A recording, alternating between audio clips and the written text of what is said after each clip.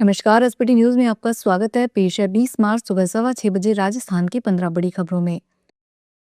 राजस्थान के मुख्यमंत्री भजनलाल शर्मा ने कहा कि मुख्यमंत्री विकसित ग्राम वार्ड अभियान के तहत राज्य की सभी ग्राम पंचायतों और शहरी वार्डों के लिए स्थानीय आकांक्षाओं के अनुरूप विकास का रोडमैप तैयार किया जाएगा।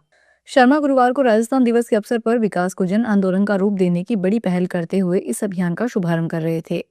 मुख्यमंत्री ने इस अवसर पर अभियान की वेबसाइट और वीडियो का लोकार्पण करते हुए कहा कि यह अभियान विकसित राजस्थान बनाने की दिशा में एक व्यापक जन आंदोलन की पहल है।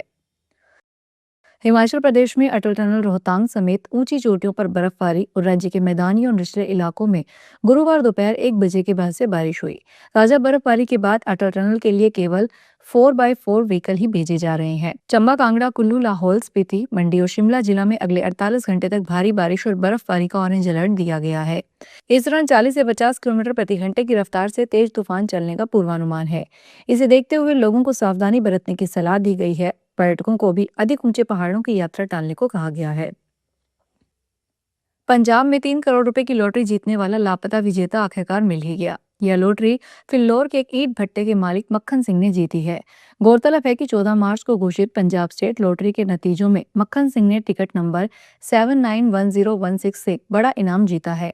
हैरानी की बात यह है कि यह कपल पिछले 2 दिनों से टीवी और फोन पर 3 करोड़ रुपए की लॉटरी जीतने की खबर सुन रहा था, लेकिन उन्हें यह नहीं पता था कि वे खुद विजेता है। अब वे अगले दिन लॉटरी वालों की दुकान के पास से गुजरे तो वेंडर ने उन्हें रोका और जीत की जानकारी दी। टोंक में गुरुवार को 19 मार्च को जिला परिषद सभागार में बैठक हुई। प्रभारी मंत्री हीरालाल नागर बैठक ले रहे थे, तभी एक अधिकारी द्वारा लापरवाही बरती जाने का मामला भी सामने आया। महिला अधिकारिता विभाग की अधिकारी मैरीगेटन सोनी रील देख रही थी, जिसका वीडियो भी सामने आया है। हालांकि अब मामला तूल पकड़ चुका है, जिसके बाद अधिकारी के खिलाफ कार्रवाई की तैयारी है। प्रभारी मंत्री ने भी कहा कि मामले पर एक्शन लिया जाएगा।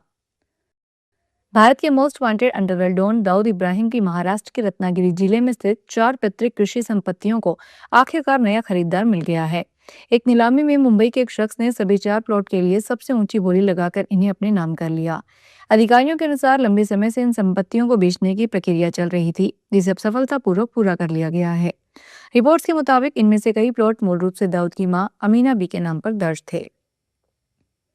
भारत ने खाड़ी क्षेत्र में तेल और गैस के कुओं तथा तेल रिफाइनरियों पर हमले को अत्यंत चिंताजनक बताते हुए कहा कि इन्हें स्वीकार नहीं किया जा सकता और इन्हें तुरंत बंद किया जाना चाहिए। विदेश मंत्रालय के प्रवक्ता रणधीर जायसवाल ने पिछले कुछ दिनों में खाड़ी क्षेत्र में ऊर्जा अवसंरचना पर हुए हमलों के संबंध में मीडिया के प्रश्नों के उत्तर में गुरुवार को कहा कि भारत ने यह संघर्ष शुरू होने पर ही कहा था कि नागरिक और ऊर्जा ठिकानों को निशाना नहीं बनाया जाना चाहिए।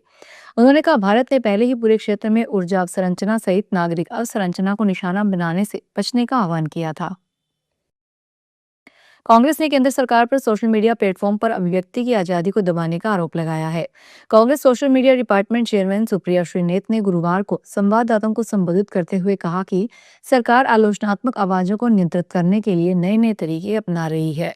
उन्होंने आरोप लगाया कि संसद में ही विपक्ष की आवाज को दबाने के लिए माइक बंद कर दिए जाते हैं और अब सोशल मीडिया पर भी इस तरह की कार्रवाई की जा रही है। उनका दावा है कि हाल ही में ट्विटर और इंस्टाग्राम पर कई ऐसे अकाउंट्स को बैन किया गया है जो सरकार से सवाल पूछ रहे थे। मध्य प्रदेश के क्रूनो नेशनल पार्क से निकला चीता केपी2 राजस्थान के कोटा जिले में घूम रहा है। गुरुवार को इटावा के दुर्जनपुरा पंचायत के बम्बुलिया गांव में चीते का मूवमेंट देखा गया। किसानों ने सुबह गेहूं के खेतों में चीते को घूमते देखा। सूचना पर आयाना थाना अधिकारी अविनाश मीणा और वन विभाग की टीम मौके पर पहुंची। काफी देर खेतों में घूमने के बाद चीता एक पेड़ की छांव में बैठ गया। थाना अधिकारी अविनाश मीणा ने बताया, चीता केपी2 कई दिनों से राजस्थान में घूम रहा है। इसके साथ मध्य प्रदेश वन विभाग की निगरानी की टीम मौजूद है। सीकर में हिंदू नववर्ष के अवसर पर केसरिया वाहन रैली निकाली गई। बारिश के कारण रैली रामलीला मैदान से 1 घंटे देरी से शुरू हुई। रैली की निगरानी ड्रोन से की गई। एक महा डीजे, 4 डीजे, बाइक, ट्रैक्टर और अन्य वाहनों के साथ बड़ी संख्या में लोग नारे लगाते हुए चले। पूरे सीकर शहर को केसरिया पर्दों से सजाया गया है। रैली जाटिया बाजार तक पहुंच गई, जिसमें लगभग 5,000 लोग शामिल हुए। रैली में भारत माता की सजीव झांकी के साथ शेखावटी के कई संत महात्मा भी शामिल हुए। पश्चिमी रेलवे के अहमदाबाद पालनपुर रेलखंड पर होने वाले तकनीकी कार्य के कारण ट्रेनों के संचालन में बदलाव किया गया है। रेलवे प्रशासन ने जोधपुर साबरमती जोधपुर एक्सप्रेस को 20 मार्च से 10 ट्रिप के लिए आंशिक रूप से रद्द किया है। इस ब्लॉक अवधि में यह ट्रेन साबरमती स्टेशन तक नहीं जाएगी, बल्कि आबू रोड स्टेशन तक ही संचालित होगी। जोधपुर रेल मंडल के सीनियर डीसीएम हितेश यादव ने बताया, साबरमती स्टेशन पर high roof composite steel girder के लॉन्चिंग का कार्य किया जाना है। खैरथल में गुरुवार तड़के हनुमान पहाड़ी मंदिर के पीछे स्थित एक फैक्ट्री में भीषण आग लग गई। इस घटना में लाखों रुपए का नुकसान हुआ है। आग इतनी भीषण थी कि दोनों यूनिट में रखी मशीनें, कच्चा माल और तैयार हुआ माल पूरी तरह जलकर राख हो गया। किसानों एग्रो फ्रूट प्रोसेस में सेमियां बनाई जाती थी, जबकि बालाजी फूड एग्रो में बच्चों के लिए कुरकुरे बनाए जाते थे। देर रात करीब 3:10 पर फैक्ट्री परिसर से धुआं उठना शुरू होता देखते ही देखते आग ने विकराल रूप ले लिया। उदयपुर में दिन दहाड़े चैन स्नैचिंग का मामला सामने आया है। बदमाश ने चैन स्नैचिंग के दौरान महिला को धक्का देकर गिरा दिया। यह मंजर सीसीटीवी फुटेज में कैद हो गया। घटना उदयपुर के सुखेर थाना क्षेत्र में सेलिब्रेशन मॉल के सामने की है। यहाँ आरके सर्कल निवासी 75 वर्षीय रूप कुंवर कोच की तरह भुवाना स्थित शांतिनाथ जैन मंदिर में दर्शन कर पैदल घर लौट रही थी। घर से करीब 100 मीटर पहले ही बाइक सवार 2 बदमाश उनका पीछा करते हुए पहुंचे। तभी एक बदमाश ने अचानक उनके गले पर झपट्टा मारकर सोने की चैन पकड़ ली और खींचने लगा। उदयपुर की सुखाड़िया यूनिवर्सिटी एक बार प्रशासन की लापरवाही के चलते विवादों में है। कुलपति सचिवालय कैंपस में अखिल भारतीय विद्यार्थी परिषद के कार्यकर्ताओं ने गुरुवार को हंगामा किया। स्टूडेंट्स ने बताया, 18 मार्च को हुए ला थर्ड ईयर के पेपर का प्रिंट घटिया था, जिससे सवाल तक समझ नहीं आए। वहीं इसकी जवाबदारी लेने को कोई तैयार नहीं है। प्रदर्शन के दौरान कार्यकर्ताओं में इतना आक्रोश था कि वे नारेबाजी करते हुए सीधे कुलपति कार्यालय पहुंच गए। यहाँ उन्होंने कार्यवाहक कुलपति बीपी सारस्वत को घेर लिया। खाद्य एवं नागरिक आपूर्ति मंत्री सुमित गोदारा ने गुरुवार को सचिवालय में राजस्थान में घरेलू गैस आपूर्ति पर विभागीय अधिकारियों और गैस कंपनियों के प्रतिनिधियों की महत्वपूर्ण बैठक ली। गोदारा ने कहा कि प्रदेश में घरेलू उपभोक्ताओं को गैस सिलेंडर की सुचारू आपूर्ति सुनिश्चित की जा रही है। गोदारा ने कहा कि प्रदेश में अस्पतालों, शैक्षणिक संस्थाओं, धार्मिक स्थलों में सुचारू रूप से गैस सिलेंडर आपूर्ति की जा रही है। उन्होंने गैस कंपनियों के अधिकारियों को निर्देशित किया कि अब ओटीपी और डायरी में एंट्री किए बिना गैस सिलेंडर की डिलीवरी नहीं की जाएगी, ताकि फर्जी बुकिंग से होने वाले डाइवर्जन की पूर्णतः रोकथाम हो सके तथा उपभोक्ताओं को अधिकतम राहत मिले।